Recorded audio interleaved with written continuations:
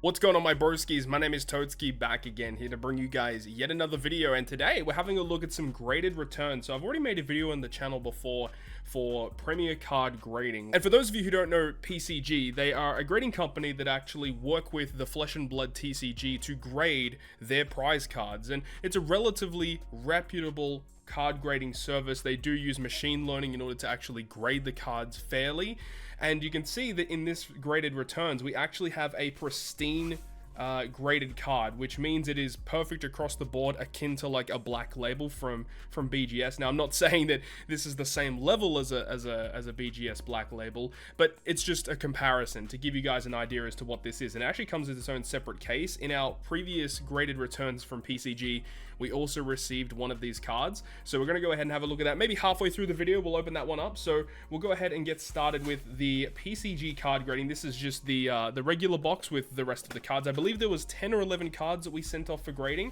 so let's go ahead and see what we have here. We open the box, got some packing material, and we've got a bunch of our graded cards. So let's go ahead and get started with our first card here, which is actually going to be a Flesh and Blood card. This is a Codex of Inertia. Not actually my card, this is actually my sister's card, but we're going to go ahead and see what it is. It is a gold label, so it should be actually pretty good. And it's a 9.5, not too shabby. We take that. 10 for the centering, 10 on the surface, 9.5 for the rest of them. But this is a really cool card. As I said, alternate art from the set Outsiders, which was the latest set that came out, I believe. Or there is the Dusk Till Dawn, but this was the set right before that. This is the latest core set. So really cool card. As I said, not mine, it's my sister's, but hey, it's a really cool card, and I believe it's actually worth a bit of money. So not bad to send that one off to grading. So we'll move on. The rest should be one-piece cards from here on out. So I'm very excited to see this. So we've got another gold label, and this is the Emporia Ivankov leader card. I actually did not pull this card myself. I traded for it at a locals, and it's going to be a 9.5. Okay, pretty good. Again, you know, 2 10s and a 9.5 grading. I love the leader cards in the one-piece card game, and, you know, as long as I get leader cards, I want to send them off for grading, unless if I'm going to use them, because I believe you can't use graded cards in the trading card game, you know, official tournaments. So, you know, ones that I'm not going to use, yeah, I'm going to send them off for grading because they're really nice to have in my collection, of course. But 9.5 for the Ivankov leader is really good. We'll take off the packing. And we got another leader here. Oh, we got a Pokemon card. I actually don't remember sending off a Pokemon card. That's interesting. We'll have a look at what that is in just a moment. Kozuki Odin, which was a leader card that I can't remember if I actually traded for this or if I pulled this, but it is also going to be 9.5, and it's a quad 9.5 across the board. So that's really nice. Not a leader that sees a lot of play. Same with the Vankov. Like, it's a leader that's not going to really see a lot of play, but hey, you know, I'm not going to use it, so might as well send it off for grading. And the one-piece cards grade relatively well, so that's actually pretty good. We'll take a 9.5. Now, I don't remember sending off a Pokemon card. What card is this? Miriam. Okay, and it's a silver label. Okay, so this was also not mine. This is also my sister's. So this is a graded 9, unfortunately, but is the what do you call it? What do they call it? The illustration rare, that's right, from the Scarlet and Violet base set. Again, not mine, it's my sister's, but hey, you know, it's pretty cool to have this one graded anyway. I believe this is one of the rarest cards to hit in the set. I know a lot of people are hyped about this card. I don't really care too much about that one. Only a 9, which isn't too great. Next is going to be the Uta, which is a secret rare from OPO2. I had a couple of these, and I had a look at which ones I had, and I wanted to send off the best looking one off for grading. So let's see what we actually ended up getting. We got a 10, which is pretty good, and it was really close to a pristine grade. Almost 10s across the board there. Pretty good though, you know, seeing 3 10s and a 9.5. I did actually grade one of the secret rares from set 1, the Yamato. I sent off 2 Yamato secret rares, alternate arts from set 1. One of them actually ended up being the pristine from the first set, which is really cool, from the first set of cards that I graded with them on the YouTube channel. But such a cool looking card. It's not a card that's going to see a lot of play per se, but it's just it's a pretty decent card. It looks fantastic and pretty hard to get because it's an alternate art secret rare. So a graded 10 is actually very good for that. All right, let's move on. Let's go ahead and see what else we have. Next, we have Eustace Captain Kidd. This is the wanted poster rare from OPO3. I did open this on the YouTube channel here. It is a gold, so it should be a 9.5 or a 10, and we are gonna get a 9.5. So unfortunately seeing a 9 on the centering, which is a little harsh. But I mean, if you look left to right there, in terms of the picture, it does look like it's a little bit more heavy on the right side here. Like there's not as much spacing as the left hand side, which does kind of make sense. But look, this is not a card that's going to see heavy play, I don't think. This is more of just a collector's piece. So a 9.5, I'll take it. It's perfectly fine. A card that's not very easy to pull. And now we have the next one, which is going to be Soga King. No, it's a silver label, which you know what that means. It's not a 9.5 or a 10. That sucks, dude. Are you kidding me? Like, the only card I wanted to be really high grade, and it's a silver. That is so unfortunate. So we'll go ahead and unveil it. And here it is, the manga rare Soga King from Pillars of Strength, OPO3. Unfortunately, a 9. The grade looks so good, but then 8.5 for the centering?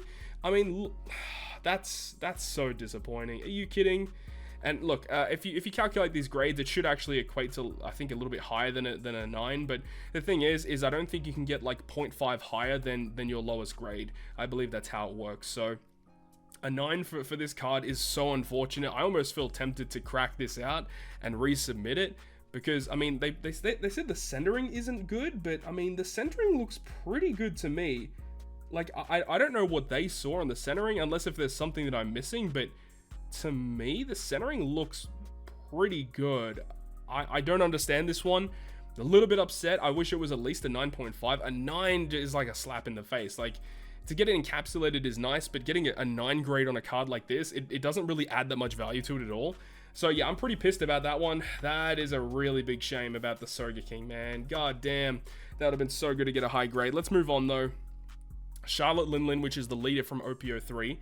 Let's see what this is. It's a gold label, which is looking good. And we're going to get a 9.5 on this one. That's actually not too shabby. We'll take a 9.5. A pretty strong 9.5. Perfect corners, is it? Yeah, perfect corners for this card, which is good. And this is a leader that I think is going to see more and more play in the future as time progresses. Not a terrible card. I do have Katakuri Alt Art, which I was able to buy on eBay. I'm not going to send it off for grading because I am going to actually use that card in play, but still, having these really nice white color splash leaders are really nice. So that's pretty good. We get that as a 9.5. We have another leader here, and it's going to be Arlong, which is also from OPO3. I do have 2 Arlong leaders because I pulled one from one of my boxes, and I also pulled another one from pre-release, and I just looked at which one was the best looking one and sent it off for grading, and this one looked pretty good, and it was a 10, 1 away from a pristine grade across the board.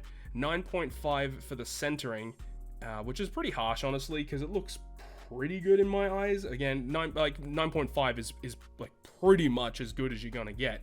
But 10 across the boards everywhere else, and this is one of the best looking leaders, honestly. Like, this looks fantastic. You can see in the light there just the cool texturing on this card. The blue really pops on this card. But unfortunately, I don't think it's going to be a leader that a lot of people are going to use. But man, this art looks fantastic. So a 10 grade on the Arlong, and then the final card is going to be Zephyr, which was from OPO2, should I say. And I actually did pull this card, and it came back as a 10. And this is interesting. This is a card that I've like used a lot in play. I used it for a little bit of tournament wise, and it got almost a completely perfect grade, aside from the surface. Unfortunately, got a 9.5, but a 10 grade on that Zephyr is very good. And now we get to the big daddy itself, which is the pristine grade card, which I know exactly what it is due to the fact that, you know, there's only one card left, and I know which one we haven't seen yet. So if we open this bad boy up, here it is. Look at that, perfect 10 grade for the Smoker, which was the pre-release card that I won while I was in the States for OPO2. That looks so good. So we got 10s across the board there, which looks fantastic. Pre-release winner. Unfortunately, like you know, when this first came out, this card was actually worth quite a bit. Like it was when I first got the card, it was like $200-300. I think nowadays you can get this card for like less than $50. But the fact that we have it in a perfect grade now is just really cool. So definitely nice to add that to the collection there. So there we go, guys. That's my graded returns for my second submission. And of course, once we get more cards, I definitely want to submit some more stuff. So unfortunately, really upset about the Soga King. It would have been nice to get the Soga King at least at a 9.5. A 9 feels like a huge slap in the face. But that's going to wrap it up for me. Thank you so much for watching the video. Hopefully you guys enjoyed it, and if you guys did, make sure to go ahead and leave a like. And if you want to stay up to date with all the content I post, including more One Piece One Piece card game content, make sure to hit the subscribe button down below. On that, guys, I'll see you guys within the next video.